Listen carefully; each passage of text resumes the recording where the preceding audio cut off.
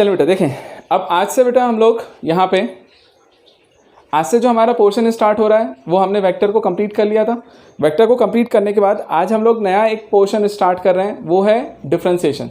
मतलब डिफरेंशिएशन पढ़िए और उसके बाद इंटीग्रेशन। अब बेटा देखिएगा एक चीज़, समझिएगा मेरी बात, पहले इसका इंपॉर्टेंस।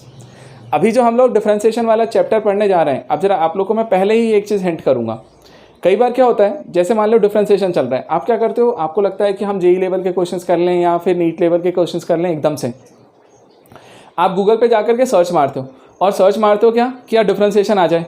अब डिफरेंशिएशन से रिलेटेड आपने प्रॉब्लम सर्च तो मार लिया, अब उसके बाद दिक्कत क्या होती है जरा ये समझना बेटा। अभी जो हम लोग डिफरेंशिएशन का पोर्शन स्टार्ट कर रहे हैं, सिर्फ बेसिक डिफरेंशिएशन पढ़ रहे हैं, बेसिक वाला छोटा सा पार्ट जो फिजिक्स में काम आने वाला है।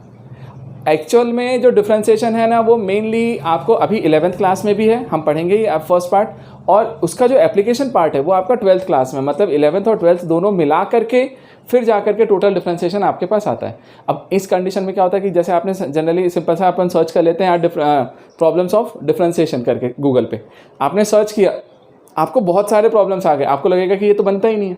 वो इस कारण से नहीं बनता बेटा, क्योंकि वो आगे के कॉन्सेप्ट पे बेस्ड है।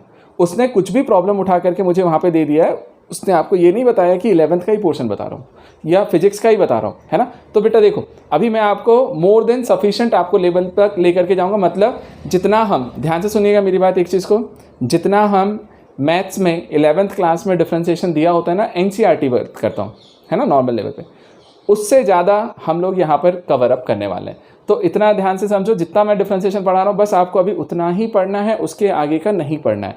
अच्छा, सेम चीज़ इंटीग्रेशन के साथ भी है बेटा, इंटीग्रेशन को भी उतना ही पढ़ना है जितना हम अभी पढ़ा रहे हैं, क्योंकि इंटीग्रेशन वाला भी मेन पोर्शन 12th में है। आपने यदि नाम सुना हो ना, तो 12th में कैलकुलस करके होता है, एक डिफरेंशियल कैलकुलस है और एक इंटीग्रल कैलकुलस, तो वो पूरा पोर्शन हम लोग 12th में कवर करते हैं। लेकिन फिजिक्स में क्या होता है, उसका एप्लीकेशन है, आपको कई जगह पे d/dx करना पड़ेगा, इंटीग्रेशन ऑफ f(x)dx करना पड़ेगा। अब हमें जब तक पता नहीं होगा कि यार मतलब क्या है, तब तक लगा कैसे पाओगे, है ना। तो अब इस चीज़ का ध्यान रखना और उसी के बेसिस पे हम लोग यहाँ पे आगे बढ़ेंगे, ठीक है। अब जरा देखो ध्यान से, हम लोग क्या कर रहे हैं, ध्यान से सुनिएगा। जब डिफरेंशिएशन को पढ़ने के लिए जरूर जा रहे हैं, बट डिफरेंशिएशन से पहले उसमें जो एक चीज़ यूज़ में आती है, तो सबसे पहले मैं वो आपको फंडा क्लियर करता हूँ। सबसे पहली चीज़ आती है बेटा यहाँ पे लिमिट, ठीक। आपको यहाँ पे लिमिट्स के बारे में समझना है बेटा कि लिमिट्स क्या होती हैं। अब लिमिट निकालने के लिए आपको क्या होता है, लिमिट का मीनिंग क्या होता है ना। तो जरा देखना ध्यान से। अच्छा, लिमिट वाला पोर्शन जो है ना, वो भी मैथ्स में है, उसको भी चाहूँ तो मैं बहुत डिटेल में ले जा सकता हूँ, बट नहीं ले जाऊँगा। अभी सिर्फ आपको मीनिंग समझाऊँगा, इस पॉइंट्स को ध्यान रखते हुए कि आप बायो वाले बच्चे भी मेरे साथ हो, है ना। तो अभी हम उतने डिटेल में नहीं जा रहे हैं, लेकिन आपको कॉन्सेप्ट वाइज पूरा क्लियर करेंगे। देखें ध्यान से बेटा, लिमिट का मीनिंग क्या होता है, एग्जैक्टली लिमिट का मीनिंग क्या होता है। आप कई जगह पे यहाँ पर देखने जाओगे ना, जब हम फिजिक्स और मैथ्स में जाते हैं, यहाँ पे हमारे पास कुछ इस तरीके से टर्म लिखा रहता है, उसका मीनिंग समझाता हूँ, आप समझिएगा। आपको ऐसा लिखा रहता है बेटा, लिमिट x टेंड्स टू 2, ऐसा लिखा जाता है। मैं आपको सबका मीनिंग समझाता हूँ। लिमिट x टेंड्स टू 2, इस एरो का मीनिंग होता है बेटा यहाँ पे टेंड्स टू, तो हम बोलते हैं लिमिट x टेंड्स टू 2। और यदि यहाँ पे किसी ने लिखा हुआ है x² + 1 सपोज, है ना, तो आपसे वो पूछ रहा होता है कि यार बता इसकी वैल्यू क्या आएगी, है ना। ध्यान से समझिएगा, ध्यान से समझना बेटा।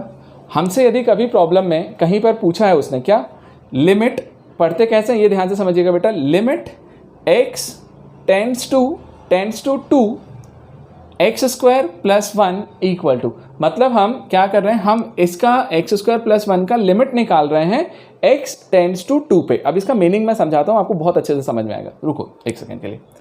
अब यदि मैं यहाँ पे लिमिट x टेंड्स टू 2 करता हूँ, तो जब हम प्रॉब्लम्स को सॉल्व करने के लिए जाते हैं ना बेटा, यहाँ पे जब हम यहाँ पे प्रॉब्लम को सॉल्व करने के लिए जा रहे होते हैं कि लिमिट x टेंड्स टू 2 दिया हुआ है, x² + 1, तो हम कैसे सॉल्व करेंगे। तो देखो हमारा तरीका ये होता है इसको सॉल्व करने का, सिंपल सा, कि हम x की वैल्यू डायरेक्टली इस पर पुट कर देते हैं। अब क्यों करते हैं वो भी समझ में आएगा आपको। हमने x की वैल्यू डायरेक्टली उसमें पुट किया तो 2² आया, ठीक, +1, तो हमने x के प्लेस पे 2 रखा तो 2² + 1 = क्या आया, 4 + 1, और ये आ गया 5, ठीक है। अब जरा समझना, ये हमने लिमिट निकालते समय हम ये वाला फंडा करते हैं। मैं आपको सब रियल लाइफ एग्जाम्पल से रिलेट करते हुए लेके चलूँगा, टेंशन मत लो।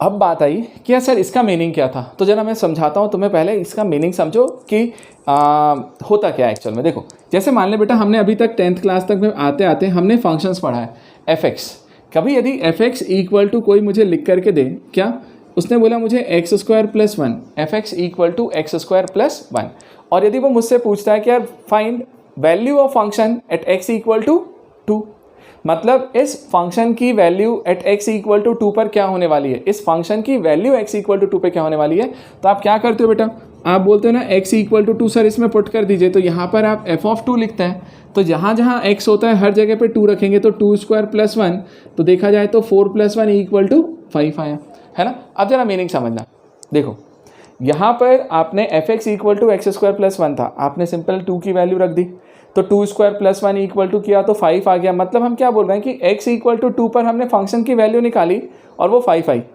अब जरा तुम एक बार गौर फरमाओ इधर जो हमने लिखा था, यहाँ पर यदि मैं लिमिट को x टेंड्स टू टू लिख रहा था और यहाँ पर एफ एक्स की जगह पे एक्स स्क्वायर प्लस वन दिया हुआ था, तो तुमने यहाँ पे भी तो वही काम किया ना, क्या किया, आपने x की वैल्यू को एज इट इज उठा करके रख दिया, आपने क्या रखा x के प्लेस पे टू स्क्वायर प्लस वन, तो फोर प्लस वन फाइव, मतलब देखा जाए तो दोनों की वैल्यूज सेम है। तो मीनिंग समझो मेरी बात ध्यान से, एक्चुअल में जो लिमिट होता है ना, लिमिट कुछ नहीं है बेटा, लिमिट मतलब क्या होता है, लिमिट फंक्शन की वैल्यू बता रहा होता है, लिमिट जो है वो फंक्शन की वैल्यू बता रहा होता है पर्टिकुलर किसी पॉइंट पे। तो जैसे हमने बोला था x टेंड्स टू टू, तो ये x इक्वल मतलब x टेंड्स टू टू पे है ना, ये एक्स स्क्वायर प्लस वन वाले फंक्शन की वैल्यू बता रहा है मुझे, ठीक है। अब सुनो मेरी बात ध्यान से, तो मैंने बोला कि इसको मैंने निकाला तो फाइव निकाला, तो मेरे दिमाग में एक डाउट आता है, यहाँ से पनपता है, कौन सा वाला डाउट आएगा मेरे दिमाग में मालूम, वो ये आएगा कि यार यदि सर आप फंक्शन की वैल्यू को लिमिट बोल रहे हो, तो वही चीज़ तो हम ये करते थे और ये हम अभी तक पढ़ते आ रहे हैं, तो इसमें और उसमें नाम में ही तो डिफरेंस है, और क्या है, समझना मेरी बात, इन दोनों में सिर्फ नाम में ही तो डिफरेंस हुआ, और क्या डिफरेंस हुआ है ना, अदरवाइज तो दोनों चीज़ें सेम है। तो क्यों मैं लिमिट को लेकर के आऊँ भाई, लिमिट क्यों लिख रहे हो सर, क्यों काहे के लिए कंफ्यूज कर रहे हो, काहे के लिए नया टर्म उठा करके डाल रहे हो, समझ में आ रहा है। तो अब हम लोग के पास सवाल का जवाब नहीं है, तो अब जरा सुनो मेरी बात, अब मैं उस चीज़ का आंसर तुम्हें देता हूँ कि एक्चुअल में इस फंक्शन की वैल्यू में और लिमिट में क्या डिफरेंस है, दोनों में, दोनों चीज़ों में क्या डिफरेंस है, जरा समझ लेना, तो कभी गलती नहीं करोगे फिजिक्स में लगाने में। देखो ध्यान से समझिएगा बेटा, हमने बोला हाँ सर लिमिट जो है वो फंक्शन की वैल्यू ही बताता है, तो देखो मैंने एक और फंक्शन लिखा, जरा उस पर गौर फरमाना, x f x equal to मैंने लिखा बेटा यहाँ से x square minus four upon में एक्स माइनस टू, ध्यान से समझना बेटा, एफ एक्स इक्वल टू मैंने लिखा x square minus four upon में एक्स माइनस टू। अब मैंने तुमसे बोला एक बार में, ध्यान से समझना बेटा, एक बार मैंने बोला सर एफ ऑफ टू निकाल के बताओ, इसमें एफ ऑफ टू मतलब x की वैल्यू हमने टू रखी उसमें, ठीक है बेटा। अब x की वैल्यू यदि मैंने इसमें टू रखी है, तो टू रख करके मैं इस पर कैलकुलेट करना चाहता हूँ कि फंक्शन कितना आंसर देगा, तो जरा रख के देखो बेटा, यहाँ पे हमने टू रखा है x के प्लेस, तो two square minus four upon two minus two हो गया। मुझे बताइए टू स्क्वायर मतलब क्या होता है, फोर, तो हमने लिखा फोर माइनस फोर अपॉन में टू माइनस टू, तो बेटा फोर माइनस फोर होता है जीरो और टू माइनस टू जो होता है वो भी जीरो। तो यहाँ से समझना बेटा, यहाँ से जब हमने x की वैल्यू टू इसमें पुट करी, हमने जैसे ही x इक्वल टू टू इसमें पुट किया, तो मुझे जो फंक्शन ने वैल्यू दिया वो मुझे वैल्यू क्या दे रहा है, x इक्वल टू टू हम सिंपली यहाँ पे रख दें, तो four minus four upon two minus to, तो ये हो गया जीरो बाय जीरो का फॉर्मेट। अब जरा सोचो एक सेकेंड के लिए सोचना, क्या जीरो बाय जीरो अपने आप में डिफाइंड है, तो मैं बोलता हूँ नहीं, ठीक। अच्छा सुनो मेरी बात, मैं आपको एक चीज़ और समझाता हूँ बेटा, आपके दिमाग में एक चीज़ आ रहा होगा कि sir x square minus four upon two minus to, इसमें यदि हम टू रखते हैं तो अपॉन में जीरो आता है, आपने पढ़ा है कि कभी भी डिनोमिनेटर में जीरो आ जाए तो फंक्शन मेरा नॉट डिफाइंड हो जाता है। तो ये चीज़ एक्चुअल में नॉट डिफाइंड हो रही है कहीं ना कहीं, है ना, अभी नॉट डिफाइंड बोल रहा हूँ, बाद में इसको एक नया टर्म देता हूँ, इनडिटर्मिनेट फॉर्म, अभी समझ चाहता हूँ। तो मैंने बोला कहीं ना कहीं ये नॉट डिफाइंड हो रहा है, तो आपके दिमाग में आएगा सर क्यों ना एक्स स्क्वायर माइनस फोर को मैं पहले ब्रेक कर लूँ x minus to x plus two, ठीक। तो मैंने यदि मान लीजिए उसको ब्रेक कर लिया बेटा x माइनस टू और x प्लस टू में, तो नीचे से x माइनस टू कैंसिल हो जाएगा, फिर x प्लस टू में वैल्यू रख देना, तो आंसर 4 आ जाएगा।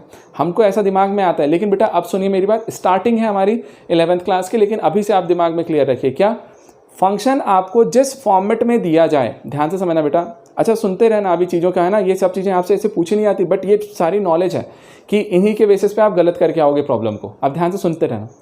फंक्शन में यहाँ पे जब भी आपके पास कोई प्रॉब्लम दिया है तो उसके साथ बिल्कुल छेड़खानी नहीं करना, मतलब जिस फॉर्मेट में उसने फंक्शन दिया है मैं उसी फॉर्मेट में यूज़ करूँगा उसका, अदरवाइज मैं गलत हो जाऊँगा। अब तुम्हें बताता हूँ मैं वो चीज़ कैसे बता सकता हूँ, देखो ध्यान से। कभी मान लीजिए मैं एक एग्जाम्पल लेता हूँ तुमसे, है ना, मान लो बेटा आपको इक्वेशन सॉल्व करने के लिए दिया उसने x square equal to x, कभी भी ध्यान रखिएगा, x square equal to x उसने दिया आपको।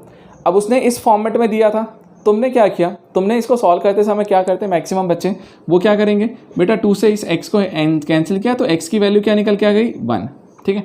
चलो x इक्वल टू 1 उसका आंसर निकल के आ गया, तो वो मुझे आंसर बताएगा sir x equal to 1, but बेटा तुम यहाँ पे छेड़खानी कर गए उसके साथ, समझे, अरे उसके वाले को तुमने छेड़ दिया भाई। देखो ध्यान से, अब सुनो मेरी बात, x square equal to x था, आपने x इक्वल टू 1 बना दिया कैंसिल करके। अब जरा सोचो एक सेकंड के लिए कि यार x square equal to x यदि उसने दिया था, इनडायरेक्टली देखा जाए तो इसको जरा इधर ट्रांसफर करने का भाई, तो x square minus x equal to 0 होगा, और x square minus x equal to 0 यदि हो रहा है, इसका मतलब क्या मालूम है, उस नालायक ने जो तुम्हें प्रॉब्लम में दिया था ना x square equal to x, मतलब उसने तुमको एक क्वाड्रेटिक इक्वेशन दिया था एक्स स्क्वायर में, उसने तुमको एक क्वाड्रेटिक इक्वेशन दिया था। तो क्वाड्रेटिक इक्वेशंस के कितने रूट्स निकलते हैं, 2। तो एक्चुअल में उसने क्वाड्रेटिक दिया था तो इसके 2 रूट्स आने चाहिए थे, लेकिन तुमने क्या किया, तुमने उसके साथ छेड़खानी की और तुमने क्या किया, इसके एक्स स्क्वायर को एक्स के साथ उड़ा दिया। तो ये स्क्वायर वाले को एक्स के साथ उड़ा दिया, तो उड़ा करके तुमने क्या बना दिया, एक्स इक्वल टू 1। मतलब क्या मालूम है, तुमने उसको सिंप्लीफाई करके, उस नालायक ने दिया था क्वाड्रेटिक इक्वेशन और तुमने महानालायकी करी और तुमने उसको बना दिया क्या, लीनियर इक्वेशन। अब तुमने जब इसको लीनियर इक्वेशन बना दिया, मतलब तुमने उसके फॉर्मेट को ही बदल दिया ना यार, उस बंदे ने प्रॉब्लम दिया है क्वाड्रेटिक, तुमने बना दिया लीनियर, तो आंसर जो भी आएगा वो तुम्हारा गलत ही आने वाला है। तो मैं वही चीज़ समझा रहा हूँ तुम्हें कि यहाँ पे आपको ऐसी कोई गलती नहीं करनी है बेटा, जो भी फंक्शन जिस फॉर्मेट में दिया जाए उसी फॉर्मेट में यूज़ करो। तो मैंने बोला x square minus 4 upon x minus 2 था, इसी कारण से बेटा मैंने x की वैल्यू 2 रखते समय मैंने कुछ भी नहीं सोचा, मैंने डायरेक्ट वैल्यू उठा करके इसमें रख दिया और निकाल के लाया, तो वैल्यू क्या निकल के आई, 0/0। मैंने उसको सिंप्लीफाई नहीं किया, क्योंकि यदि मैं सिंप्लीफाई करता तो कहीं ना कहीं मैं फंक्शन के नेचर से खेल रहा होता, मतलब मैंने उसके फंक्शन का नेचर बदल देना था, ठीक है। तो ये चीज़ आप कभी मत करना। अब सुनो मेरी बात ध्यान से समझना बेटा, फिर मैं आपसे पूछूंगा, आपको जहाँ डाउट आएगा मैं आपको डबल से रिपीट करूँगा सारी चीज़, समझना। तो हमसे यही चीज़ था, तो देखो जैसे x square minus x equal to 0, अब जरा देखो आप इसमें से x कॉमन ले लोगे तो यहाँ मिलेगा x माइनस 1 इक्वल टू 0, तो आपको 2 आंसर मिल रहे होंगे, एक x इक्वल टू 0 और एक x इक्वल टू 1। तो आपके पास 2 आंसर आ गए ना भैया, एक 0 आ गया और एक 1 आ गया, यहाँ से 1 था, ठीक। तो ये गलत था आपका आंसर, क्योंकि इनकम्प्लीट था, एक आंसर आ रहा था, यहाँ पे 2 आंसर आ रहे हैं, तो ये प्रॉपर हुआ।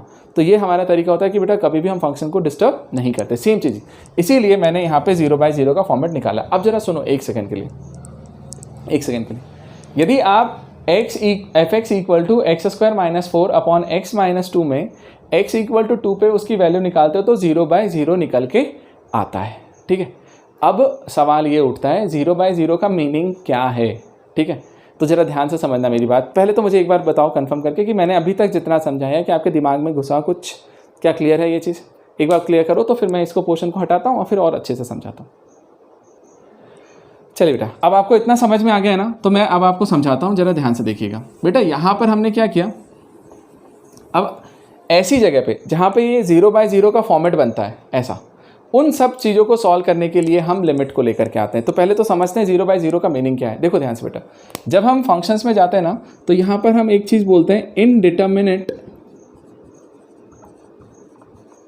फॉर्म, एक होता है इनडिटर्मिनेट फॉर्म।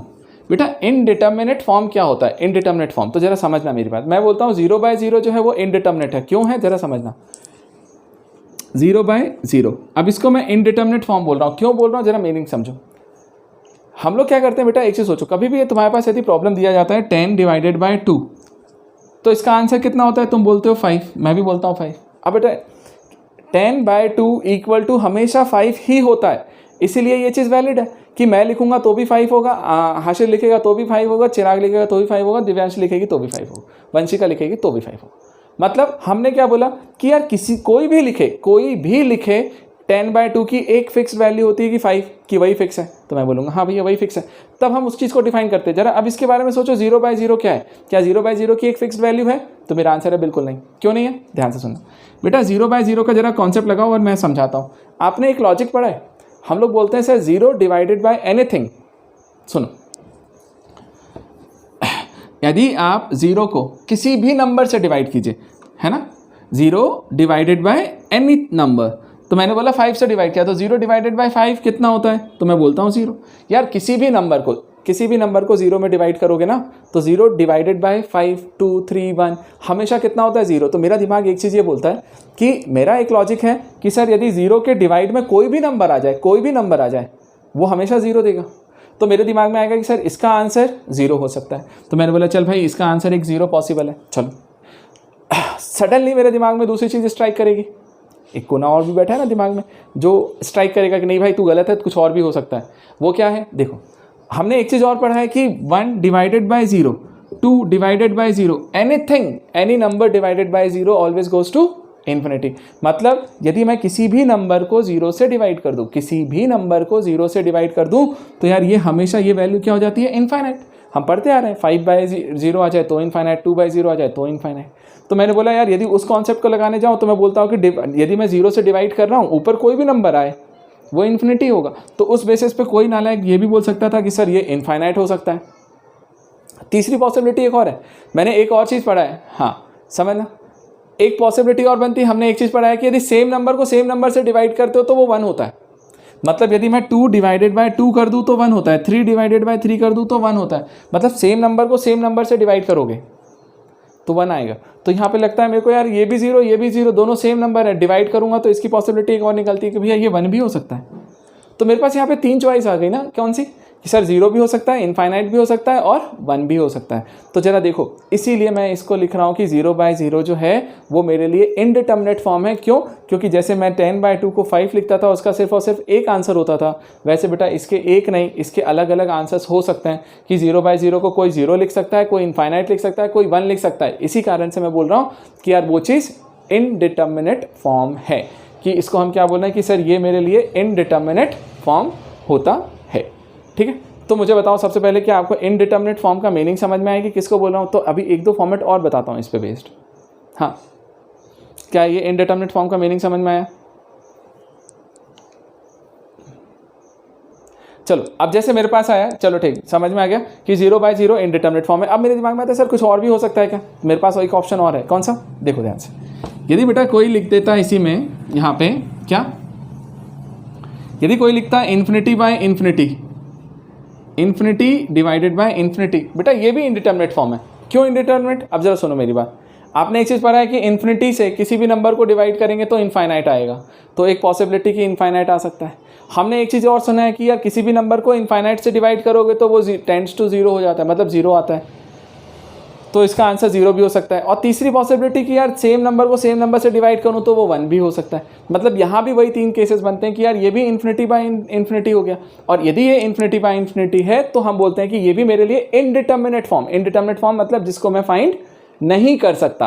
तो मैं बोलता हूँ कि यदि कभी भी ऐसा वाला फॉर्मेट बन जाए तो आप बोलना कि भैया वो इनडिटर्मिनेट फॉर्म है, हम उसको निकाल नहीं सकते। तो जैसे दूसरा ये इनडिटर्मिनेट फॉर्म निकलता है। तीसरी चीज़ यदि देखने के लिए जाओ, एक सिंपल सा एग्जांपल लेता हूँ, ज़्यादा जाता नहीं मैं। 1 टू द पावर इन्फिनिटी, 1 की पावर इन्फिनिटी भी खुद अपने आप में इनडिटर्मिनेट फॉर्म है। बताऊँ क्यों? सुनना, आपने पढ़ा है कि 1 की पावर कुछ भी करें तो 1 ही होता है, मैंने पढ़ा है, हाँ। तो मैंने बोला 1 की पावर कुछ भी करूँ तो 1 ही होता है, और किसी की पावर यदि मैं इन्फिनिटी करूं, ध्यान से सोचना बेटा, x की पावर इन्फिनिटी करोगे, अब x पे जो भी नंबर लिखने जाओगे ना, यदि वो 1 से बड़ा नंबर है, मान लो 2 3 4, तो 2 की पावर इन्फिनिटी कितना होगा? इन्फिनिटी। 3 की पावर इन्फिनिटी कितना होगा? इन्फिनिटी। तो हम लोग बोलते हैं यदि वो नंबर 1 से बड़ा है तो ये इनफाइनाइट देता है। और वहीं पर यदि x मेरा 0 से 1 के बीच वाला है, मतलब 0.1 0.2, तो उसमें यदि पावर करने जाते, जैसे सपोज करो, समझना, कंफ्यूज मत होना, मैं तुरंत क्लियर कर देता हूँ। मान ले बेटा x के प्लेस पे मैंने 1 से बड़ा नंबर लिया, मान लो 2 लिया, तो ये 2 की पावर इन्फिनिटी हुआ। अब इसका मतलब क्या होता है? 2 × 2 × 2 × 2 × 2 इनफाइनाइट टाइम्स। अब सबको मल्टीप्लाई करो तो हमारा आंसर इनफाइनाइट पहुंच गया, है ना। तो मतलब मैं बोलूँगा कि ये 2 की पावर इन्फिनिटी जो है ना, वो तो सर इन्फिनिटी की तरफ जा रही होगी। लेकिन वहीं पर यदि मैं x को 1/2 ले लूँ, 1/2, 1/2 0 और 1 के बीच में, तो देखो खास बात क्या हो जाती है, 1/2 की पावर इन्फिनिटी सॉल्व करोगे तो ये हो जाएगा 1 की पावर 1/2 की पावर इन्फिनिटी, है ना। और फिर क्या आएगा मालूम यार, 1/2 की पावर इन्फिनिटी, 2 की पावर इन्फिनिटी खुद अपने आप में क्या है? इन्फिनिटी, है ना। 2 2 2 2 2 करेंगे, और 1/∞ क्या हो जाता है? सर 0। मतलब देखा जाए तो यार देखो, इसी ने x की पावर इन्फिनिटी, किसी की भी पावर इन्फिनिटी करते हैं तो वो 0 भी दे सकता है, इनफाइनाइट भी दे सकता है, और हमने पढ़ा है कि 1 की पावर इन्फिनिटी, 1 की पावर कुछ भी करोगे 1 ही दे सकता है। तो इसके भी तो 3 3 4 4 2 2 3 3 पॉसिबल केसेस हो सकते हैं, या तो वो 0 हो सकता है, वो इन्फिनिटी हो सकता है, या 1 हो सकता है। यदि ऐसी की पॉसिबिलिटी लगती है तो ये भी मेरे लिए इनडिटर्मिनेट फॉर्म होता है। ठीक है, अब सुनो मेरी बात ध्यान से। जब हम इन इनडिटर्मिनेट फॉर्म्स की बात करने जाते हैं ना बेटा, तब हम लोग क्या बोलते हैं मालूम है, ऐसे वाले, ध्यान से सुनना, अब मेन चीज़ आएगा, लिमिट का मीनिंग समझ में आएगा तुम्हें, ध्यान से समझना। ऐसे वाले केस में जा करके बेटा, ऐसे वाले केस में जा करके जहाँ पर मेरा फंक्शन इनडिटर्मिनेट हो जाए, मतलब मैंने बोला सर x इक्वल टू 2 पर, ध्यान से सुनिएगा बेटा, x इक्वल टू 2 रखने पर, जैसे fx equal to x square minus 4 upon x minus 2 था, मैंने x इक्वल टू 2 डायरेक्ट रखा, मुझे आंसर मिला 0/0। तो जब ये 0/0 देता है मतलब ये इनडिटर्मिनेट हो गया ना, तो ऐसे इनडिटर्मिनेट फॉर्म को सॉल्व करने का नाम, ध्यान से सुनिएगा, ऐसे इनडिटर्मिनेट फॉर्म को सॉल्व करने के लिए हम लोग लिमिट को लेकर के आते हैं। मतलब जहाँ पे मेरा फंक्शन डिफाइंड नहीं हो रहा है ना, वहाँ पर आप लिमिट के बेसिस पे जा करके उसको सॉल्व कर सकते हैं, उसको डिफाइन कर सकते हैं। मतलब देखो, यदि मैं इसी चीज़ को, ध्यान से समझना, मैं आपको क्लियर कर दूंगा अभी, यदि इसी चीज़ को मैं ऐसा लिखता, limit x tends to 2, direct 2 ना रखते हुए टेंड्स टू 2 लिखता, मीनिंग समझाता हूँ, रुको 2 मिनट। तो मैं बोलता x square minus 4 upon x minus 2, तो मैं इसको सॉल्व करने के लिए क्या करता मालूम बेटा, यहाँ पे मैं वो काम करता जो तुम्हारे दिमाग में आ रहा था, दिल में आ रहा था कि सर इसको ब्रेक करो ए स्क्वायर माइनस बी स्क्वायर से, तो हम बोलेंगे x माइनस 2 एक्स प्लस 2 और डिवाइड में क्या आएगा बेटा x माइनस 2। अब इसको मैंने कैंसिल कर दिया दोनों को, जब मैंने इनको कैंसिल किया तो अब ये चीज़ कहाँ ब्रेक हो गई, देखो लिमिट x टेंड्स टू 2 और ये क्या बन के आया x प्लस 2। और अब मैं जा करके x की वैल्यू 2 रख देता हूँ इसमें, तो 2 प्लस 2 मिलकर के क्या हो जाएगा 4। मतलब देखो, जहाँ पे मैं बोल रहा था ये फंक्शन x इक्वल टू 2 पर इनडिटर्मिनेट फॉर्म दे रहा है, मतलब नॉट डिफाइंड हो रहा है, वहीं पर ये फंक्शन लिमिट में आपको आंसर 4 दे रहा होता है। ठीक है, तो अब बात आई कि इतना समझ में आया कि चल भाई जहाँ पे फंक्शन डिफाइन नहीं हो रहा है वहाँ पे मैं लिमिट के थ्रू उसकी वैल्यू निकाल सकता हूँ। लेकिन फिर एक दिमाग में डाउट ज़रूर उठ करके आएगा, ऐसा क्या हो गया भाई इसके साथ में कि रखा वहाँ पे भी 2 था, यहाँ पे भी 2 था, लेकिन यहाँ पर ये डिफाइंड हो गया और वो नालायक डिफाइंड नहीं हुआ। ठीक है, अब ये सवाल हमारे दिमाग में ज़रूर आएगा, क्या कोई मुझे इसका आंसर देना चाहेगा कि एक्चुअल में क्या फंडा है। लॉजिक लगाओ, जो दिमाग में आता है वो बताओ मुझे, गंदा संदा जैसा भी बोलना है बोलो, मैं क्लियर करूँगा।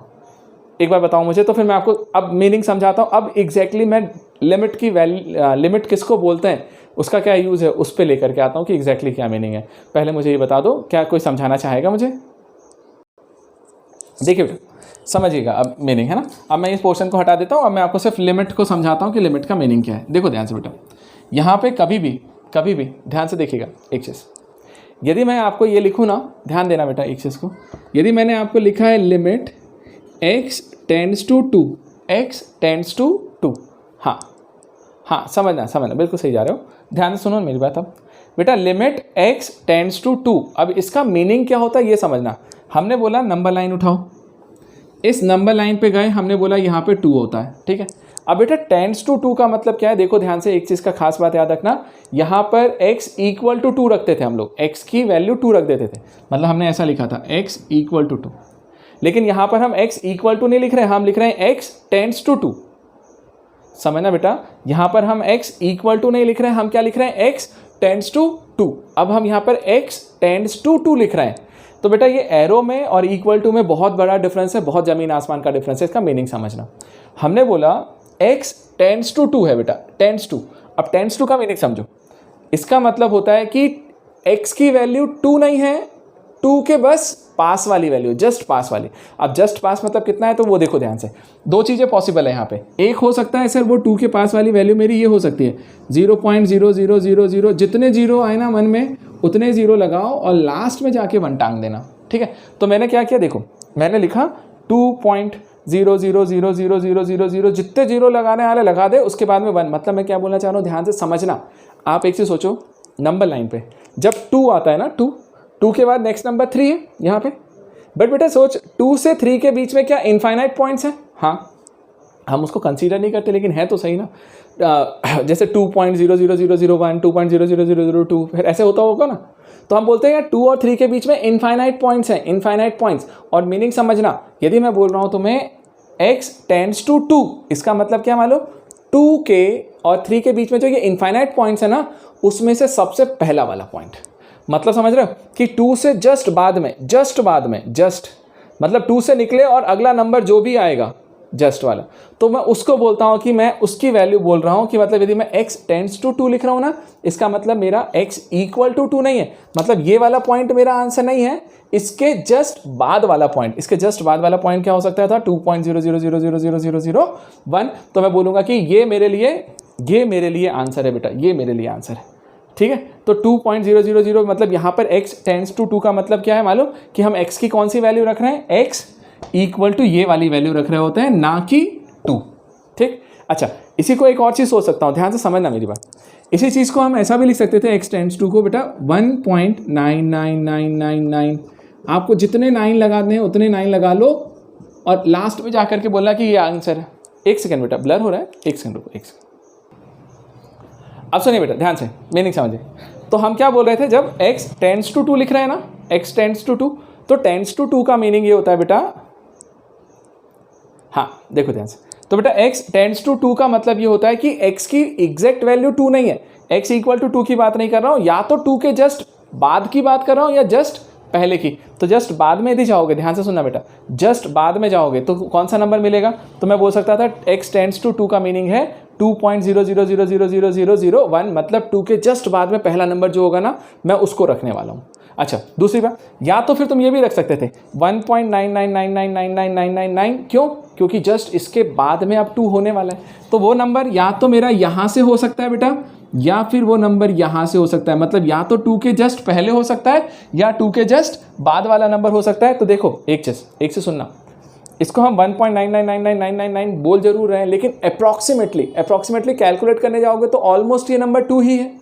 देखो बेटा, अप्रॉक्सीमेशंस में कैलकुलेट करने जाओगे तो इसको 2 बोल सकते हो, और ये जो 2.0000001 आ रहा है ना, इसको भी अप्रॉक्सीमेटली क्या 2 बोल सकते हो। तो मेरे लिए आंसर क्या निकलता है मालूम है, मैं ये भी 2 बोल रहा हूँ, ये भी 2 बोल रहा हूँ, तो लिमिट में ध्यान से सुनो, अब जब आप लिमिट में x टेंड्स टू 2 पर निकालने जा रहे हो ना वैल्यू को, लिमिट में x टेंड्स टू 2 पे रखने जा रहे हो, इसका मतलब क्या है मालूम, कि तुमने भले से यहाँ पे कैलकुलेशन के लिए 2 रख दिया x के प्लेस पे, बट रियल में वो 2 नहीं है, वो या तो 2.000 वाला रहा होगा या 1.999 वाला रहा होगा। और सुनो, आपका जो फंक्शन इनडिटर्मिनेट हो रहा था वो कहाँ हो रहा था, 2 पर हो रहा था, 2 पर वो इनडिटर्मिनेट था, लेकिन 2 के जस्ट बाद में तो डिफाइंड है, उससे जस्ट पहले तो डिफाइंड है। तो हमने क्या किया, हमने बोला यार 2 पर डिफाइंड नहीं है ना, तो 2 के जस्ट बाद में निकाल ले या जस्ट पहले निकाल ले, वैल्यू लगभग सेम ही आएगी, क्योंकि अप्रॉक्सीमेट वैल्यू तो सेम ही आती है ना भाई 4। तो यहाँ पे जाकर के यदि मैं यहाँ पे निकालने जा रहा हूँ ना कि x टेंड्स टू 2, तो उस टेंड्स टू 2 का मीनिंग ये होता है मेरे पास कि मैं एग्जैक्टली 2 पे नहीं बात कर रहा हूँ, या तो 2 के जस्ट बाद की बात कर रहा हूँ या जस्ट पहले की, मतलब मैंने जो नंबर रखा है ना वो या तो 2 के जस्ट बाद वाला है या जस्ट पहले वाला है। तो मुझे बताओ क्या इतना क्लियर हुआ तुम्हें कि हम जो यहाँ x टेंड्स टू 2 लिख रहे हैं उसका मीनिंग क्या है, मुझे क्लियर करो, तब तक ये ब्लर वाला फंडा भी खत्म हो जाए। चलो, अब मैंने एक चीज़ बोला तुमसे, देखो ये मैंने तुम्हें फंडा क्लियर कर दिया। अब बेटा हम क्या बोल रहे थे, ध्यान से सुनना एक चीज़, यदि आप सुना मेरी बात ध्यान से, 2 चीज़ें होती हैं यहाँ पे, बस आप नाम याद रखिए, उसको हम समझने नहीं जा रहे हैं, उसको करने नहीं जा रहे हैं, क्योंकि हम मैथ्स में नहीं हैं, हम फिजिक्स में हैं।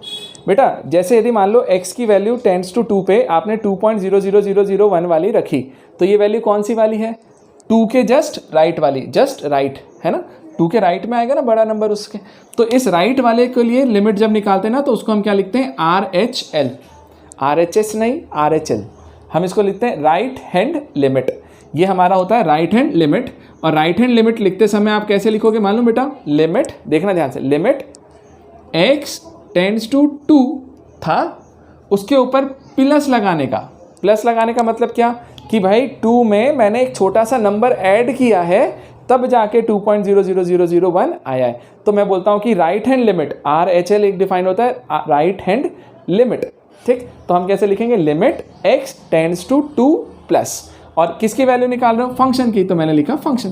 तो ये है ना, ये मेरे लिए RHL का एक फॉर्मूला बन के निकल के आता है कि हमने बात कर दी, ठीक है। और यदि स्टैंडर्ड समझना चाहते हो तो 2 को हटा दो, 2 के प्लेस पे आप a लिख लो, तो ये a वाला नंबर सब हो जाएगा, जरूरी नहीं है 2, 3 भी हो सकता है, 4 भी हो सकता है, 5 भी हो सकता है, ठीक है। अब सुनो, मैंने बोला RHL पे बात करेंगे तो limit x tends to a plus, और ये fx आया। अच्छा बेटा इधर सोचो, ये जस्ट इससे पहले वाला, इधर वाला जो नंबर है वो a के जस्ट पहले है, जस्ट पहले मतलब 1.999 की बात हो रही है ना। सोच बेटा ये कैसे आया होगा 2 से पहले वाला नंबर, जब मैंने 2 में से एक छोटे से नंबर को 0.00001 को माइनस किया होगा, तब आएगा ये चीज़। तो हाँ, जब माइनस किया तो उसको मैं बोलता हूँ ये लेफ्ट हैंड साइड है ना, तो इसको मैं क्या लिख रहा हूँ मालूम बेटा, यहाँ पे मैं इसको लिख रहा हूँ LHL, लेफ्ट हैंड लिमिट। और इसको लिखने का तरीका देखो, limit x tends to 2 minus, 2 के ऊपर में क्या लगा देना, माइनस, तो x टेंड्स टू 2 माइनस, और यहाँ पे हमने क्या लिख दिया, fx, तो ये मेरा लेफ्ट हैंड लिमिट होता है, इसको मैं बोलता हूँ left hand limit, left hand limit लिख लेना नाम। एक होता है लेफ्ट हैंड लिमिट, एक होता है राइट हैंड लिमिट। और देखिए यदि लिमिट डिफाइंड है, सुनना मेरी बात, यदि लिमिट डिफाइंड है तो इधर वाली वैल्यू रखोगे तो भी 4 आएगा, इधर वाली वैल्यू रखोगे तो भी 4 आएगा, मतलब दोनों जगह पर वैल्यू कैसी आती है, सेम। तो लिमिट तभी एग्जिस्ट करता है बेटा जब हम बोलते हैं लेफ्ट हैंड लिमिट और राइट हैंड लिमिट कैसा हो जाए, सेम। तो हम लोग यहाँ पे बोलेंगे limit exist when LHL equal to RHL। तो बेटा कोई भी लिमिट तभी एग्जिस्ट होती है या कोई भी लिमिट तभी डिफाइंड होती है बेटा, कोई भी लिमिट तभी एग्जिस्ट करती है या तभी डिफाइंड होती है जब हम लोग बोलते हैं उसकी लेफ्ट हैंड लिमिट की वैल्यू और राइट हैंड लिमिट की वैल्यू दोनों कैसी हो जाए, सेम। तो LHL और RHL यदि इक्वल होता है तब हम बोलेंगे कि लिमिट डिफाइंड है, तब वहाँ पे लिमिट का कॉन्सेप्ट लगाएंगे। और यदि दोनों अलग अलग वैल्यूज दे रहा होगा ना तब लिमिट नहीं लगाएंगे। अब मैं उसको मीनिंग समझा देता हूँ तुम्हें बस लास्ट। अब एक एग्जाम्पल लेता हूँ, एग्जाम्पल से रिलेट करके आपको फाइनली लिमिट का पूरा कॉन्सेप्ट खत्म करता हूँ। मुझे बताओ क्या आपको इतना क्लियर हो गया, इतना क्लियर है फंडा?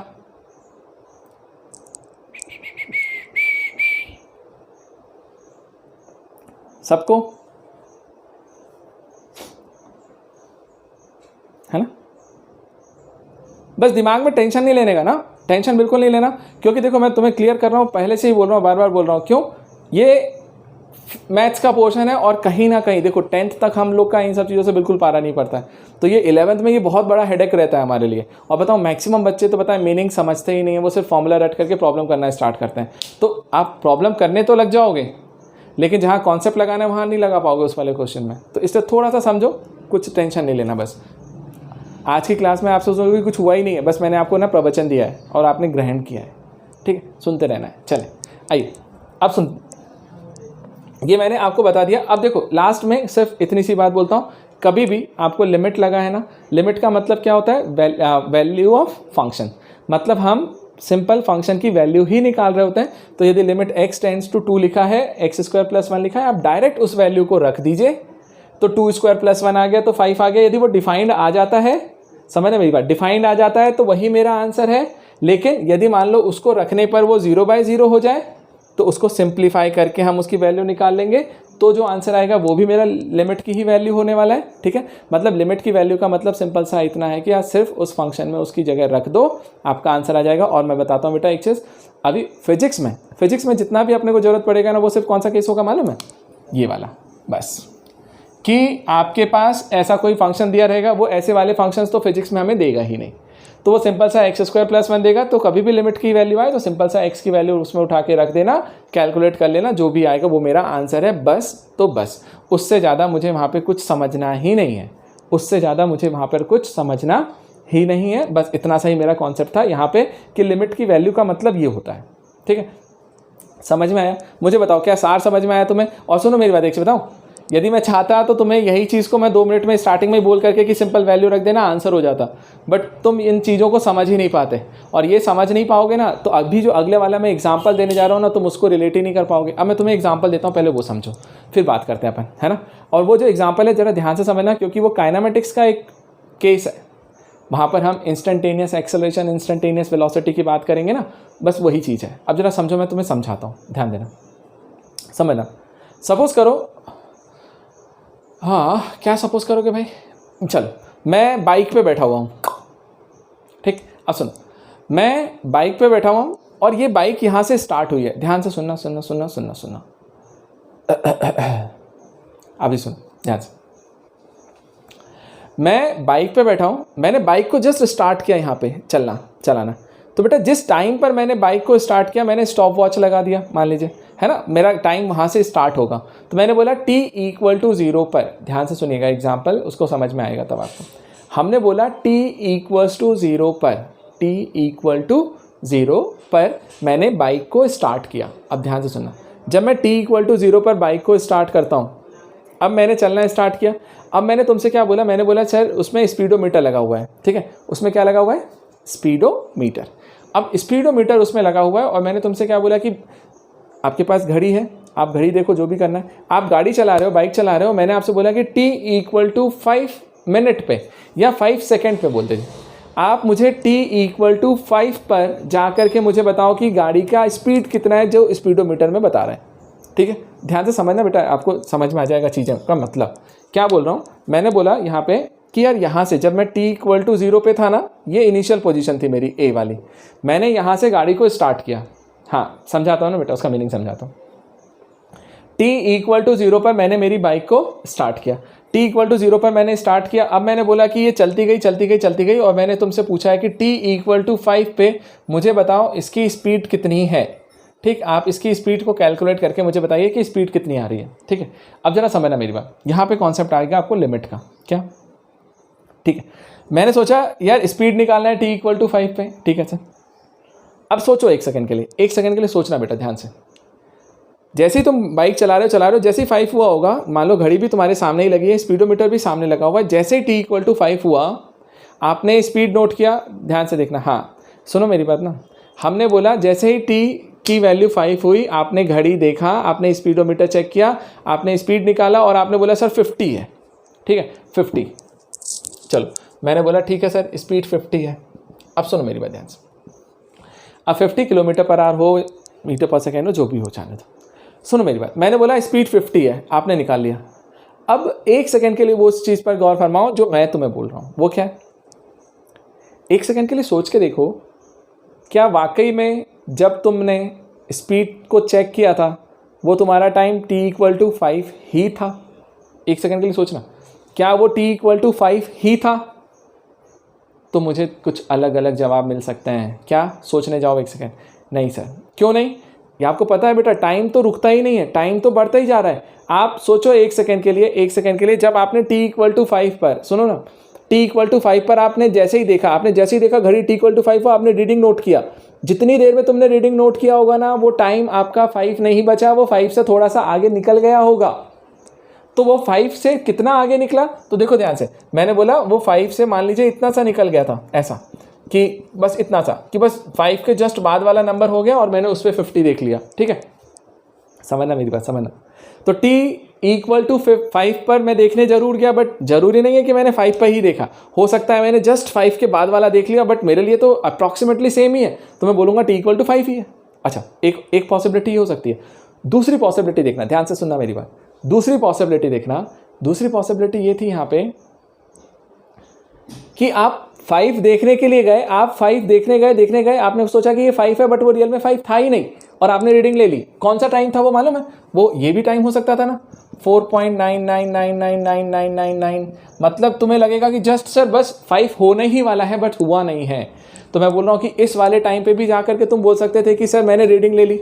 अच्छा, मान लो उस टाइम पे भी तुमने रीडिंग ली, सपोज करो, तब भी तुम आंसर तो 50 ही बताते ना। सुनना मेरी बात ध्यान से, तब भी तुम आंसर तो मुझे 50 ही बताते, क्योंकि तुमको मालूम है बेटा, हम जब बाइक चलाने जाते तो इतने से टाइम से कोई डिफरेंस नहीं आता कि या तो मैं जस्ट पहले देख लूँ या जस्ट बाद में देख लूँ, और हो सकता है कि एग्जैक्ट उसी टाइम पर देख लूँ, बट एग्जैक्ट उस टाइम के होने की प्रोबेबिलिटी बहुत कम है। उसके बाद की ज़्यादा है, उसके पहले की ज़्यादा है। तो हम क्या बोल रहे हैं, देखो, यदि मैं यहाँ पर स्पीड निकालने के लिए जाऊँ तो या तो मैं जस्ट बाद में देखा या जस्ट पहले देखा, बट वैल्यू, ध्यान से सुनना, बट वैल्यू जो है, वैल्यू वो तो अप्रॉक्सीमेटली सेम ही है ना। पहले भी लगभग 50 थी, अभी भी 50 ही है। तो मैं बोलूँगा कि ऐसे टाइम पे, ध्यान से सुनना, ऐसे टाइम पर आप लिमिट का कॉन्सेप्ट लगा सकते हो। ऐसे टाइम पर आप लिमिट का कॉन्सेप्ट लगा सकते हो। क्यों? क्योंकि आपको स्पीड निकालनी थी t = 5 पे, तो मैं t = 5 ना बोलते हुए मैं बोलूँगा t → 5 पे निकाल ले भाई, t → 5 पे निकाल ले। तो उसका मतलब होगा कि जस्ट बाद में निकाल लिया या जस्ट पहले निकाला, बट वैल्यू लगभग सेम आई, तो मैं बोलूँगा कि हाँ लिमिट डिफाइंड है। लेकिन सोचो, ये अप्रॉक्सीमेशन तुम कब कर सकते थे? जब तुम्हें पहले और बाद में दोनों टाइम पर ये वैल्यू लगभग सेम मिली हो। लेकिन सोचो, यदि एक चीज़ में, इसमें फिर से एक ट्विस्ट लेकर के आते हैं, यदि मान लो आपने 5.0001 पे देखा, आपको स्पीड कितनी मिली? 50। और यदि आप 4.999 पे देख रहे हो, और सुनो, अब यदि स्पीड आपको 70 मिल रही हो, 70, समझ रहे हो कि यहाँ पर 70 मिली और यहाँ पे 50 मिली, तो क्या तुम वहाँ पर लिमिट का कॉन्सेप्ट लगाओगे? तो मैं बोलूँगा नहीं, क्योंकि मैं वहाँ पे चीज़ को अप्रॉक्सीमेट नहीं कर सकता, क्योंकि देख यदि मैं 5 पे बताने के लिए जा रहा हूँ तो 5 के जस्ट बाद तो मुझे वो 50 दे रहा है, लेकिन 5 से जस्ट पहले वो 70 दे रहा है, तो मैं अप्रॉक्सीमेट करके नहीं बोल सकता कि भाई पहले बता दे या बाद में बता दे, बात चलेगी नहीं चलेगी। ये बात तभी चलेगी जब मैं बोल रहा हूँ कि पहले और बाद में दोनों टाइम पर सेम वैल्यू दे, सेम।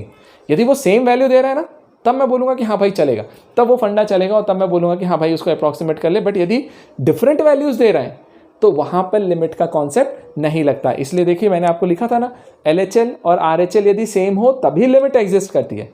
LHL और RHL यदि सेम हो तभी लिमिट एग्जिस्ट करती है, मतलब लेफ्ट साइड और राइट साइड, मतलब जस्ट पहले और जस्ट बाद में यदि वो सेम वैल्यू दे रहा होता है ना, तभी जा करके आप लिमिट का कॉन्सेप्ट लगा पाओगे। हर जगह पे लिमिट नहीं लगती। तो कभी यदि ऐसी चीज़ें मिल जाए ना, यदि सेम वाली ऐसी, तो लिमिट लगा दो, अपने मन से लगाओ, दिमाग से लगाओ, हाँ भाई मैं अप्रॉक्सीमेट कर लूँगा। लेकिन यदि दोनों की वैल्यूज़ बदल रही हैं तो उस कंडीशन में जा करके लिमिट को अप्रॉक्सीमेट मत करने जाना, मतलब लिमिट का कॉन्सेप्ट मत लगाना। अब मुझे बताओ, क्या तुम्हें लिमिट का एक्चुअल मीनिंग समझ में आया? बहुत पकाया मैंने तुम्हें। चलो भाई, अब तुम्हें मैंने लिमिट समझा दिया। अब लिमिट समझाने के बाद अब मैं तुमको जो चीज़ बताने जा रहा हूँ, ध्यान से सुनना, ध्यान से सुनो बेटा। अब जो अगली वाली चीज़ हम लोग देखने के लिए जा रहे हैं ना, वो फिर से बहुत काम की चीज़। क्यों? क्योंकि वो तुम बहुत जगह पर यूज़ करने वाले हो। फिर से dx का यूज़ बहुत होता है बेटा। पूरा डिफरेंशिएशन में d/dx चलेगा, इंटीग्रेशन में f(x)dx चलेगा, और सबसे बड़ी बात, जब हम डेरिवेशंस और प्रॉब्लम्स वगैरह करने जाते हैं ना, तो अपने मन से हम कुछ एक सेगमेंट लेके चलते हैं dx। अब बात आती है सर dx का मीनिंग क्या है? मीनिंग तो समझाओ, तो जरा समझो मीनिंग उसका, ठीक है? ध्यान से समझना बेटा, बड़ा इंटरेस्टिंग है। आपको चीज़ें समझ में आएंगी कि देखो हम जो पढ़ते रहते हैं अभी तक ना, हम जिस चीज़ों के बारे में सोचते नहीं हैं उनमें और इनमें कितना डिफरेंस आता है। देखो ध्यान से, हम यहाँ पे चेंज की बात कर रहे हैं, ध्यान देना बेटा।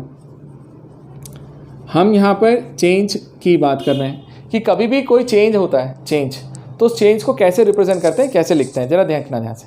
सपोज करो इनिशियली कोई एक पॉइंट था A और कोई बंदा यहाँ पे बैठा हुआ था, तो इसकी इनिशियल पोजीशन कितनी थी? x1 मतलब मान लीजिए x = 5 पर था पहले। अब मैंने क्या बोला, ध्यान से समझना बेटा, सबको समझ में आएगा, है ना? अब चीज़ें आपको क्लियर हो जाएंगी, ध्यान से समझिएगा। मैंने बोला इनिशियली A पॉइंट पर कोई था, है ना, वो x1 पोजीशन पे था। मतलब ऐसा सोच लो, चलो मैं तुम्हें क्लियर कर देता हूँ और अच्छे से।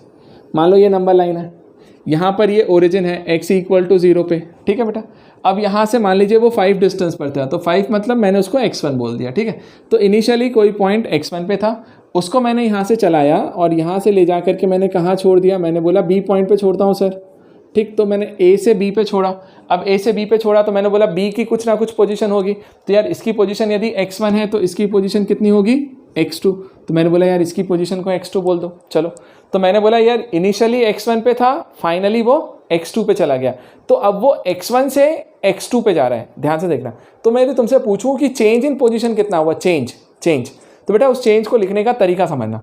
इस चेंज की बात करने जाऊं तो मैं उसको इस तरीके से रिप्रेजेंट करता हूं, डेल्टा x। ये हम बचपन से पढ़ते आ रहे हैं कि कभी भी चेंज को बताना हो तो हम क्या यूज़ करते हैं? Delta x। और x क्यों लिख रहा हूँ? क्योंकि मैं x में चेंजेस देख रहा हूँ। अच्छा बताओ बेटा, डेल्टा x का मतलब क्या होता है? चेंज, है ना। मैं सिंपल लिख देता हूँ, ये क्या है? चेंज इन x। अब सुनो मेरी बात, इस डेल्टा x को लिखने का तरीका देखो। डेल्टा x का मतलब क्या? ध्यान से समझना, फाइनल माइनस इनिशियल। चेंज का मतलब क्या होता है? फाइनल माइनस इनिशियल, हमेशा करते आ रहे हैं। तो क्या लिखेंगे? फाइनल वाला x2 माइनस इनिशियल वाला x1। तो मैंने लिखा x2 माइनस x1।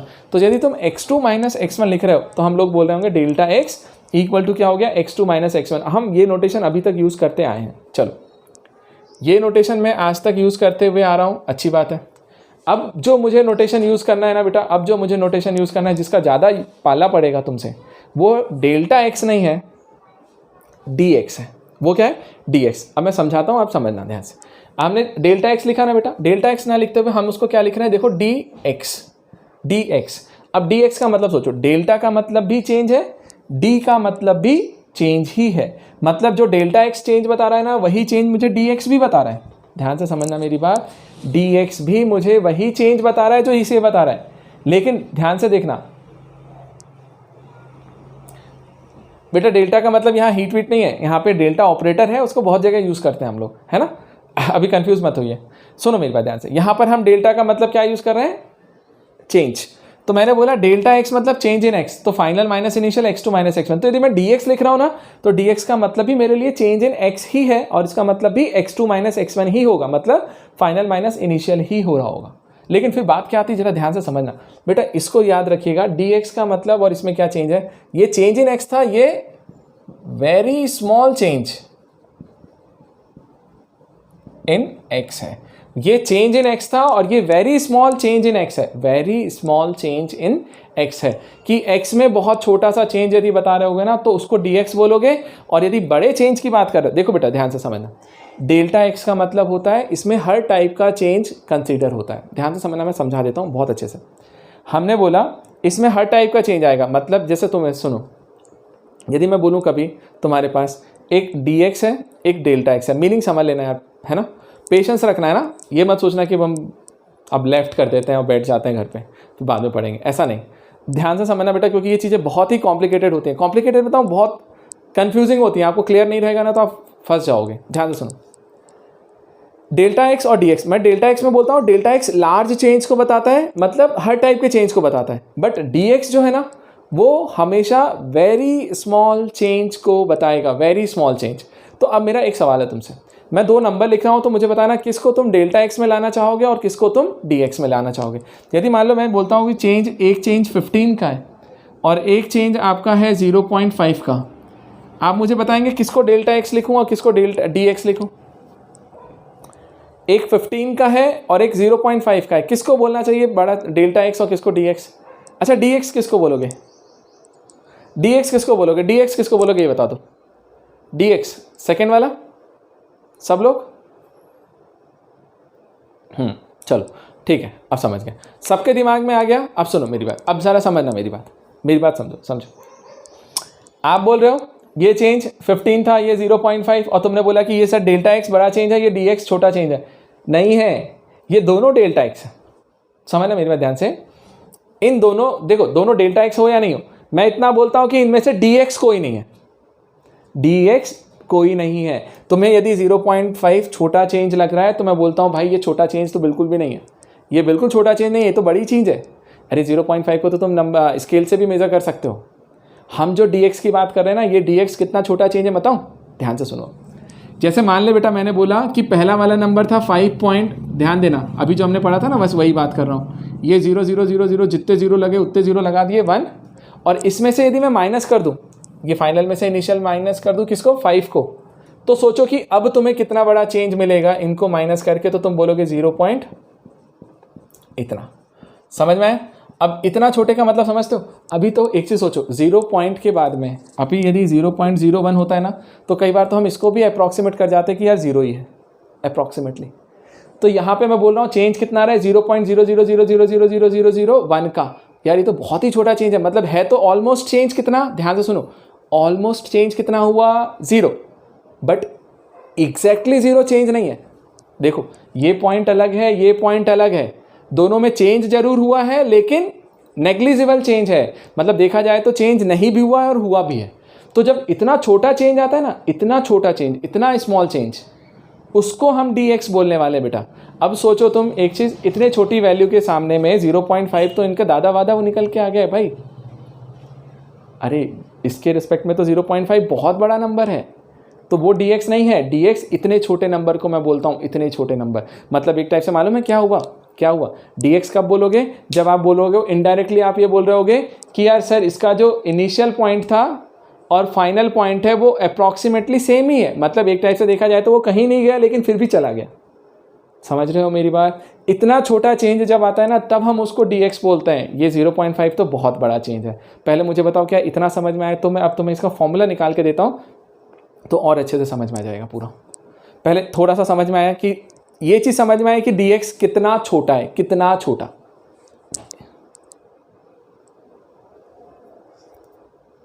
वंशिका आपका माइक ऑन है बेटा, वंशिका, हाँ ओके, हाँ बेटा क्लियर हुआ क्या?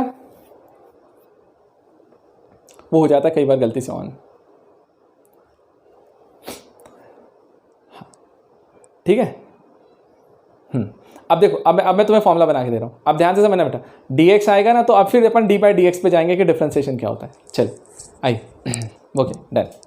अब देखो, अब मैं तुमको अब समझना बेटा, अब समझना। अब मैं तुमको बना रहा हूँ dx का फॉर्मूला। अब कैसे बोल रहा हूँ देखो, dx मेरा कितना छोटा है, ध्यान देना। मैंने बोला dx इक्वल टू, तुमने यहाँ पे क्या लिखा था सर, देखना ध्यान से। डेल्टा एक्स क्या था, x2 माइनस x1। मैंने बोला जो चेंज x2 माइनस x1 था वही चेंज तो यहाँ पे भी है, चेंज में कोई चेंज नहीं है, फॉर्मूला वही है।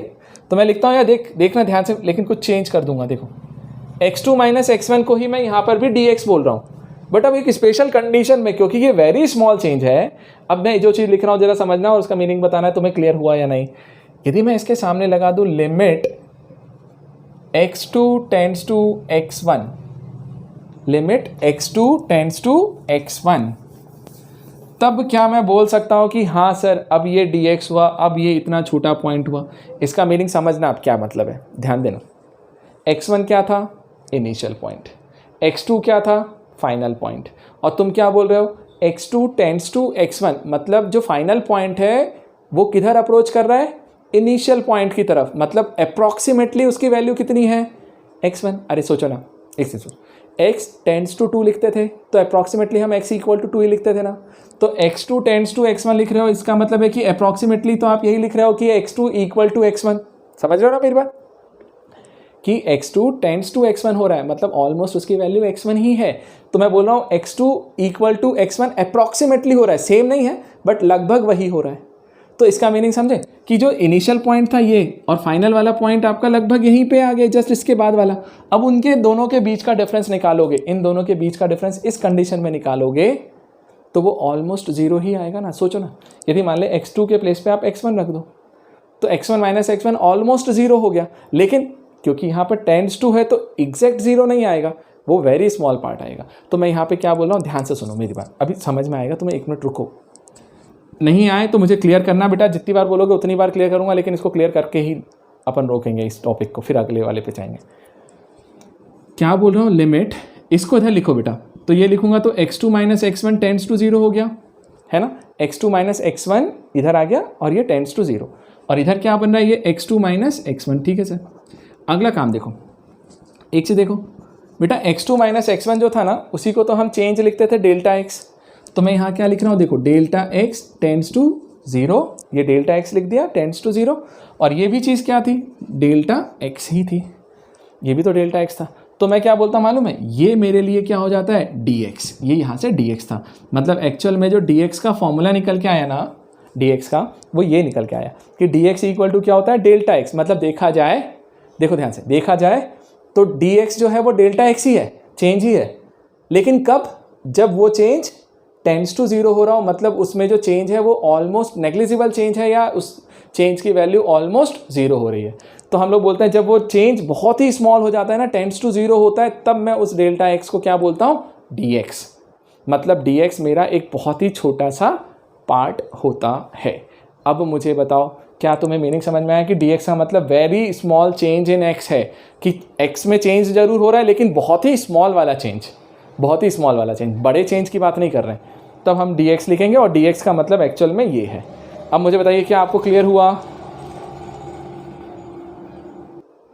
चलिए बेटा देखें, अब अपन लोग जाते हैं, अब मैंने आपको डेल्टा x मेन डिफरेंस समझा दिया, dx में समझा दिया।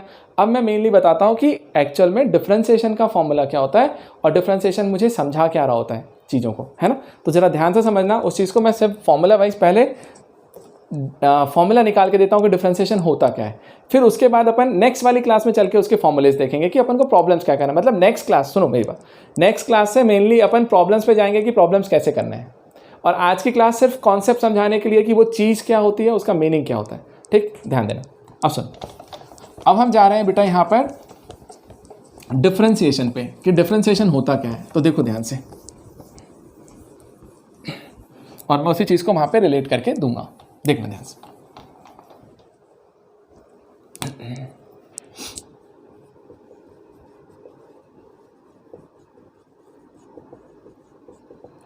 बात आई डिफरेंशिएशन की।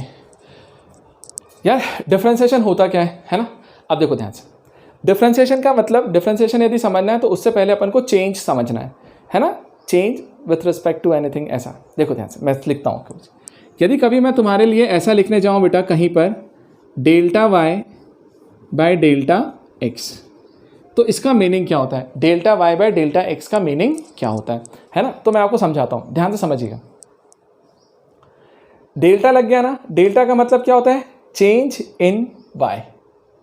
ये क्या है? Change in x. अब जरा मीनिंग समझना मीनिंग समझना। यदि कभी भी कोई भी चीज़ को तुम डिवाइड में लिखने जाते हो, मैंने 10th क्लास में बहुत बताया तुम लोग को, जो लोग मुझसे पढ़े, हम कभी भी कोई भी चीज़ को डिवाइड में लिखने जाते हैं तो उस डिवाइड का मीनिंग क्या होता है जरा उसे समझ लो, तो फिर हमको यहाँ पे रिलेट कर जाएगा। जैसे सपोज करो बेटा हमने कभी लिखा 10/2, आप 10/2 लिखते हो तो आंसर क्या मिलता है आपको? 5। अच्छा वहीं पर यदि कभी लिखा जाए 2/10 तो आंसर मिलता है 1/5।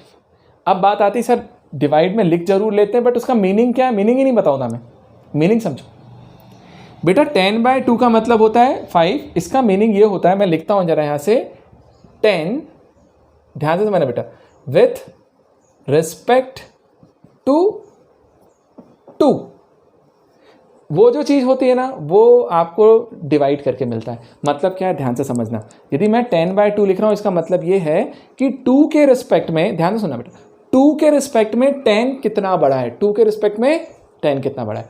अब यार 2 के रिस्पेक्ट में 10 कितना बड़ा है तो मैं बोलूँगा 5 टाइम्स। अरे 2 का 5 टाइम्स होता है ना, तो मैं बोलता हूँ 2 2 2 2 5 बार करूँगा तब जाके 10 मिलेगा। मतलब इनडायरेक्टली जो मुझे आंसर 5 दे रहा है ना वो क्या बता रहा है मालूम है?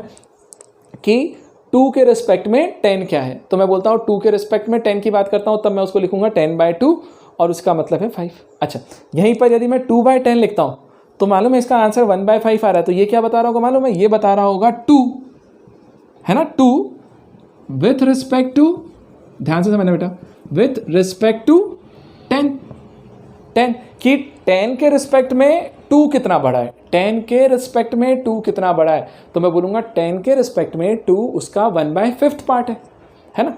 अरे 10 यदि लेंथ है उसके 5 इक्वल हिस्से करोगे तो एक हिस्सा आपका 2 निकलेगा।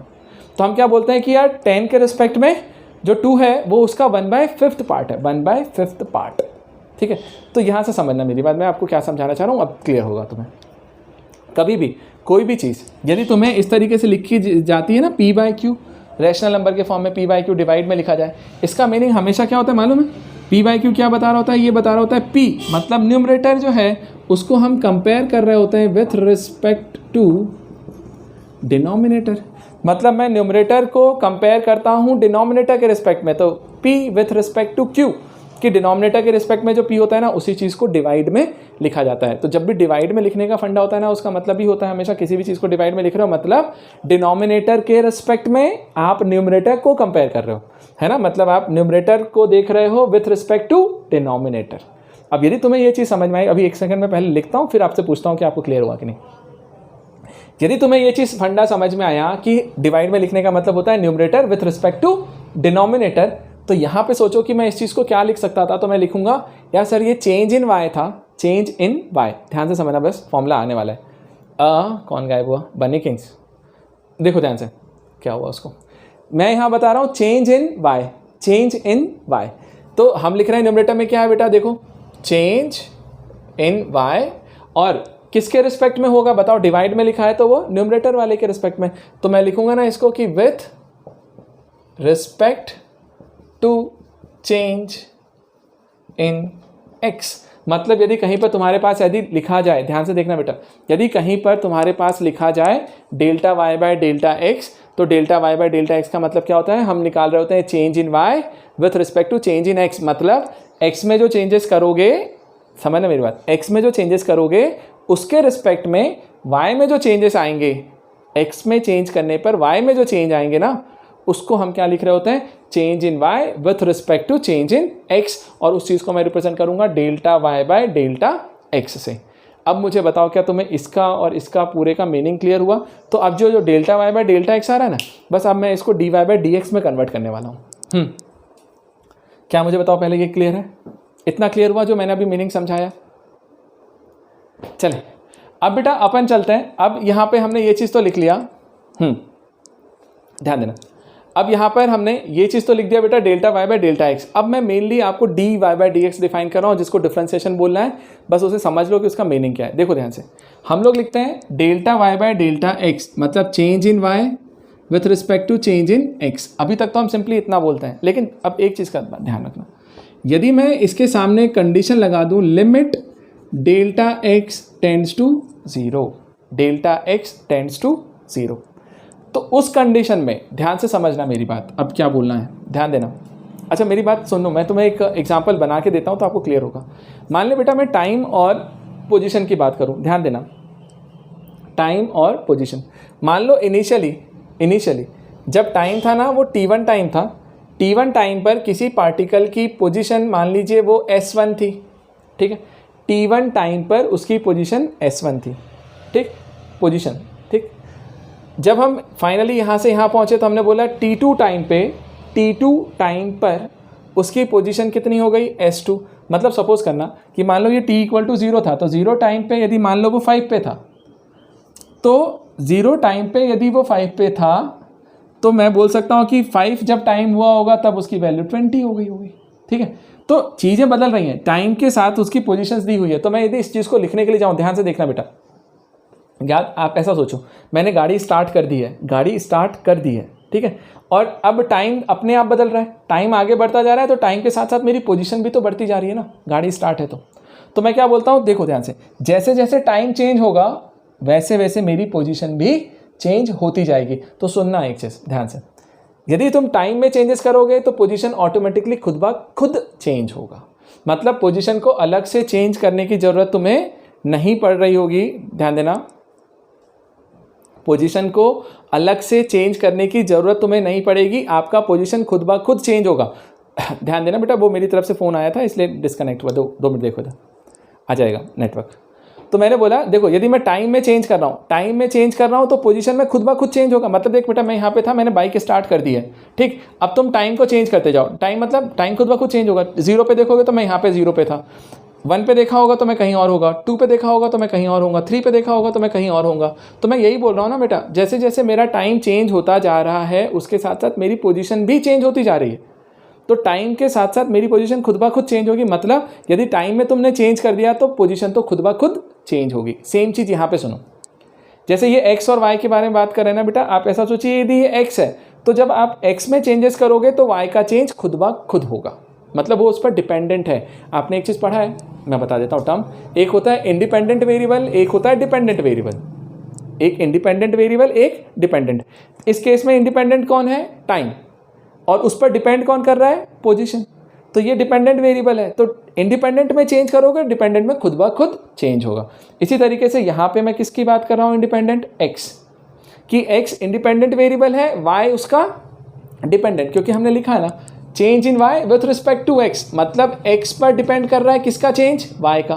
तो y डिपेंडेंट हो गया, x इंडिपेंडेंट, तो x में चेंजेस करोगे तो y में तो खुद ब खुद चेंज हो जाएगा। तो मैंने बोला y में खुद ब खुद चेंज हो रहा होगा, है ना। तो सुनो मेरी बात, मैं वही चीज़ समझा रहा हूँ यहाँ पे।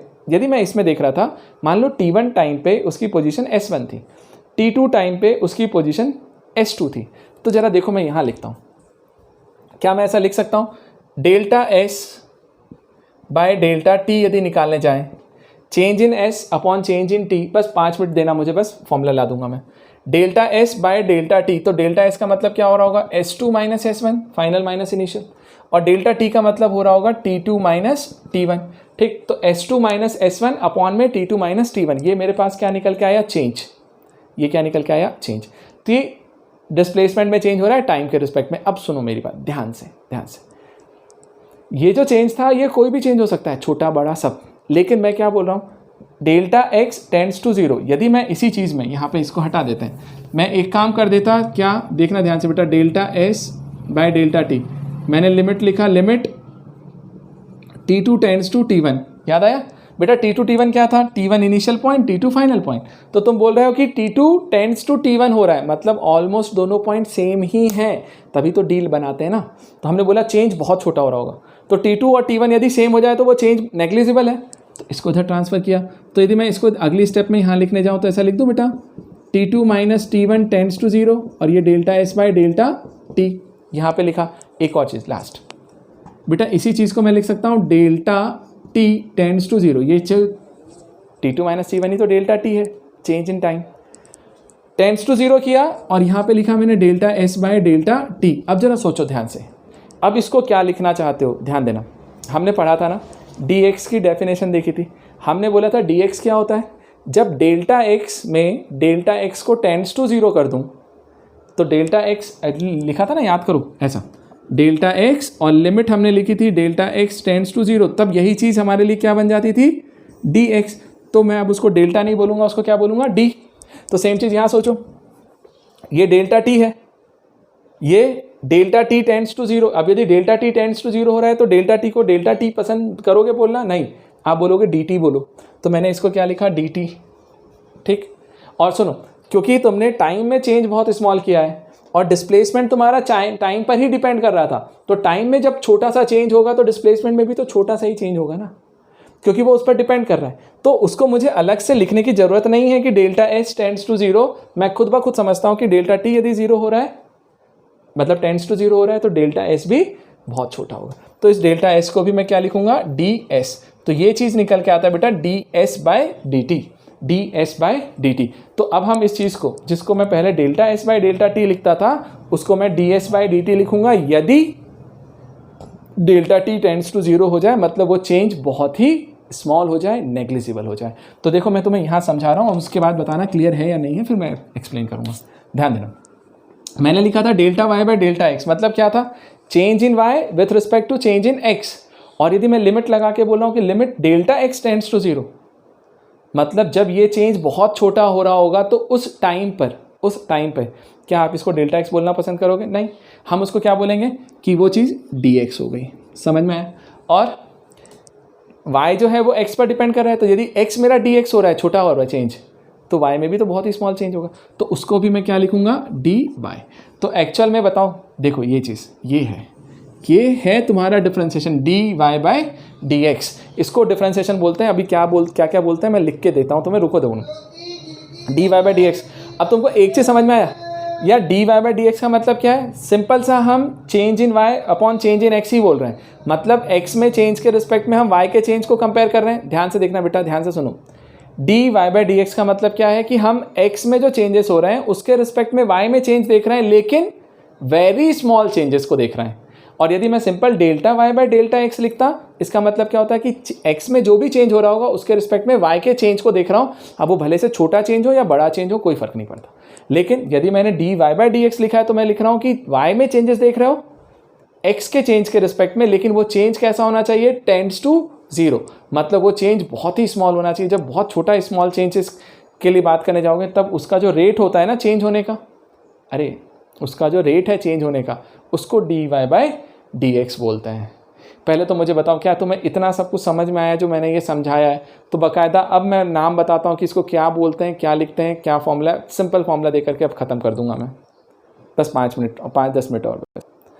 यहाँ पर डेल्टा वाई को टेंड्स टू जीरो करने की जरूरत इसलिए नहीं है क्योंकि डेल्टा वाई डेल्टा एक्स पर डिपेंड कर रहा है। यदि डेल्टा एक्स में चेंज छोटा है तो डेल्टा वाई में भी छोटा ही मिलेगा, मतलब वो दोनों एक दूसरे पर डिपेंडेंट फंक्शन है ना, तो y वाला x पे डिपेंड कर रहा है। तो यदि तुमने x को छोटा कर दिया तो y ऑलरेडी खुद ब खुद चेंज हो जाएगा। हाँ, क्योंकि वो डिपेंडेंट है इसलिए उसको लिखने की जरूरत नहीं है, सिर्फ इंडिपेंडेंट वाले को टेंड्स टू जीरो करो, डिपेंडेंट वाला खुद ब खुद टेंड्स टू जीरो हो जाएगा। तो मैंने उसको dy बाय dx लिखा, ठीक है। अब सुनो, अब मेनली अपन को बोलना क्या है, करना क्या है, वो जरा वो समझ लें और आगे बढ़ते हैं। ध्यान देना, ध्यान देना बेटा, इसको बोलते क्या है ध्यान से देख लो। सबसे पहले तो मैं बता देता हूँ कि इसको क्या क्या चीज़ें बोल सकते हैं, फिर आपको समझाते हैं। ध्यान देना, जो ये dy बाय dx है ना, इसको बोला क्या जाता है, जब हम प्रॉब्लम्स करने जाएंगे ना तो हम बोलेंगे तो सही कुछ क्या बोलना है, तो इसको ऐसा बोला जाता है बेटा, या तो आप बोलिए dy बाय dx, एक तरीका ये होता है dy बाय dx बोला जाता है कि हमने ऐसा लिखा। दूसरा तरीका है इसी चीज़ को बोलने का, हम क्या लिखते हैं मालूम है बेटा, ध्यान से देखिएगा, हम लोग लिखते हैं डिफरेंशिएशन ऑफ, पूरा लिखता हूँ, डिफरेंशिएशन ऑफ y, ऊपर जो होता है ना उसका डिफरेंशिएशन करते हैं, differentiation of y with respect to x। Differentiation of y with respect to x, हम इसको ये भी बोल सकते हैं कि differentiation of y with respect to x, मतलब जैसे मान लो कभी मैंने ऐसा लिखा ना कि d by d x of sine x, ऐसा लिखा, तो इसको लिख सकते हो differentiation of sine x with respect to x, या फिर यदि यहाँ cos x लिखा होता तो differentiation of cos x with respect to x, tan x लिखा होता तो differentiation of tan x with respect to x, तो जो भी लिखा हो उसको हम ऐसा लिख सकते हैं dy बाई डी एक्स का मतलब डिफरेंशिएशन ऑफ y, न्यूमरेटर वाले का डिफरेंशिएशन हो रहा है विथ रिस्पेक्ट टू x, तो differentiation of y with respect to x मैंने यहाँ से लिखा, ठीक है। एक तरीका ये, दूसरा तरीका देखो, एक और चीज़ बोलते हैं हम इसको हम ऐसा भी लिखते हैं बेटा कि d by d x of y, d by d x मतलब d बाई डी एक्स अलग है ऑफ y, तो इसी चीज़ को हम ऐसा लिख सकते थे d by d x of sine x या d by d x of cos x, तो हम इसको इस तरीके से भी बोलते हैं d by d x of y। तो ये तीनों आपके बोलने के तरीके हैं कि जब भी आपको डिफरेंशिएशन लिखना है तो हम हमेशा ऐसे ही लिखेंगे dy बाई डी एक्स। अब बस इस चीज़ में एक चीज़ का विशेष ध्यान रखना, क्या कि जो डिनोमिनेटर में x लिखा है ना, ध्यान रखना डिनोमिनेटर में जो x लिखा है वो इंडिपेंडेंट वेरिएबल होता है और उसमें जो चेंजेस होते हैं उसके रिस्पेक्ट में हम y में चेंज निकालते हैं। तो हमेशा याद रखिएगा कि मैं यदि यहाँ लिख रहा हूँ differentiation of y with respect to x, मतलब x के रिस्पेक्ट में y में क्या चेंज आ रहा है वो निकालना है, d by d x of y, तो इसको हम इस तरीके से रिप्रेजेंट करते हैं। अब ये तीन उसके बोलने के तरीके हैं, तो आपको जो मन आए वो बोलिए, कोई दिक्कत नहीं है, सारी चीज़ें चलेंगी। और बताओ मैं मेरा बताता हूँ, मैं कभी ये बोलूँगा, कभी ये बोलूँगा, कभी ये बोलूँगा, मेरा मन है, कभी भी कुछ भी निकलता है मुँह से, तो मैं इसलिए क्लियर आपको कर दे रहा हूँ, तीनों चीज़ें बोल सकते हो, कोई कुछ भी बोले, सबका मीनिंग सेम है। क्या इतना समझ में आया? तो बस अब एक लास्ट एप्लीकेशन और ख़त्म क्लास।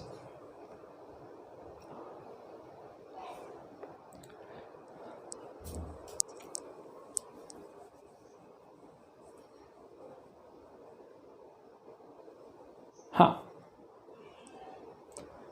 Clear, done.